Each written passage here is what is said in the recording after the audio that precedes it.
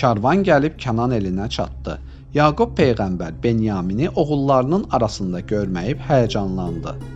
Benyamin hardadır? Deyə soruşdu. Qardaşlar Misirdə başlarına gələn hadisəni atalarına danışdılar. Benyamin padşahın su qabını oğurlamışdı.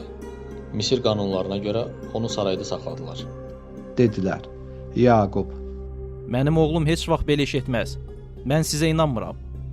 dedikdə oğlanları and içdilər. Amma Yaqub peyğəmbər yenə də inanmadı. Çünki əvvəllər də Yusuf haqqında yalan dedikləri üçün artıq oğullarına güvənmirdi. Yusufa etdiyinizi Benyaminə də etmisiniz. Mən ancaq Allaha güvənirəm. Ona sığınıram. Hər şeyin sahibi odur. Rəbbimə dua edir və hər iki oğlumu ondan istəyirəm. Dedi.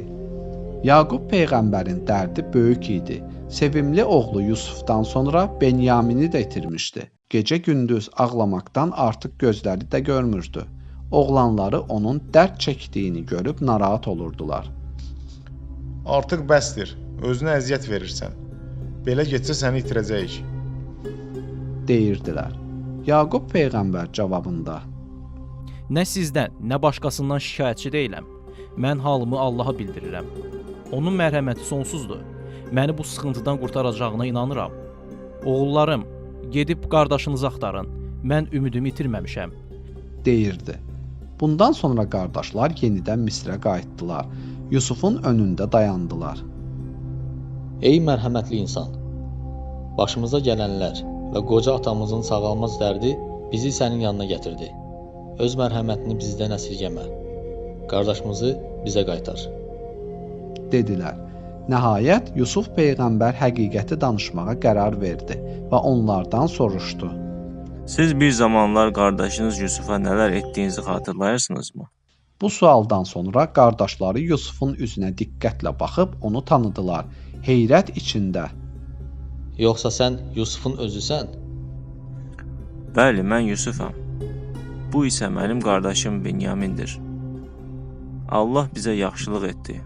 O yaxşı əməl edənlərin mükafatını verir. Dedi. Qardaşlar. Həqiqətən də Allah səni bizdən üstün etdi. Biz sənə pislik etmişik, günaha batmışıq. Etdiklərimizdən ötürü Allahdan bizi bağışlamasını istəyirik. Səndən də bizim günahımızı bağışlamanı istəyirik. Bizi cəzalandırma. Deyib yalvarmağa başladılar. Yusuf peyğəmbər dedi. Qorxmayın, mən sizi bağışlamışam. Allah sizi bağışlasın. Sonra onlardan atası Yaqub barədə soruşdu. Qardaşlar, Sənin və Benyaminin dərdindən gecə-gündüz ağlayır. Gözlərinin nurunu itirib. cavabını verdilər. Yusuf peyğəmbər köynəyini çıxarıb qardaşlarına uzatdı. Götürün, bunu atamın gözlərinə sürtərsiniz. Allahın izni ilə gözünün nuru geri qayıdacaq. Dedi. Qoca Yaqub həsrətlə oğlanlarının yolunu gözləyirdi. Karvan yaxınlaşdıqca Yaqub peyğəmbər oğlu Yusufun köynəyinin qoxusunu hiss edirdi. Bu onun Yusufumun qoxusudur. Onu hiss edirəm. Deyirdi. Ətrafında olanlar isə ona Həmişəki kimi boş xəyallar qurursan. deyirdilər. Nəhayət karvan gəlib Kənan elinə çatdı. Muştuluqçu hamıdan əvvəl gəlib Yusufun köynəyini Yaqub peyğəmbərin gözlərinə sürtdü. Bir anda qoca Yaqubun gözlərinə işıq gəldi. Onun qəlbi şad oldu. Oğlanları peşman halda etdikləri bütün əməlləri atalarına danışıb üzr istədilər.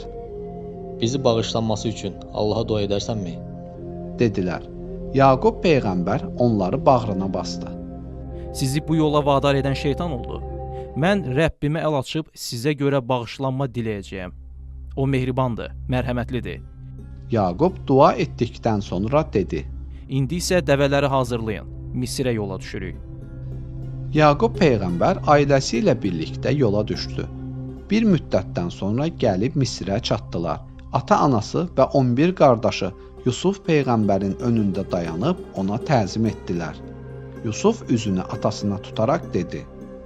Atacan, bu uzun illər əvvəl gördüyüm yuxunun yozumudur.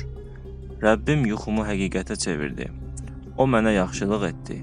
Zindandan qurtardı. Mənimlə qardaşımı yenidən mehriban etdi. Allah doğrudan da hər şeyi biləndir.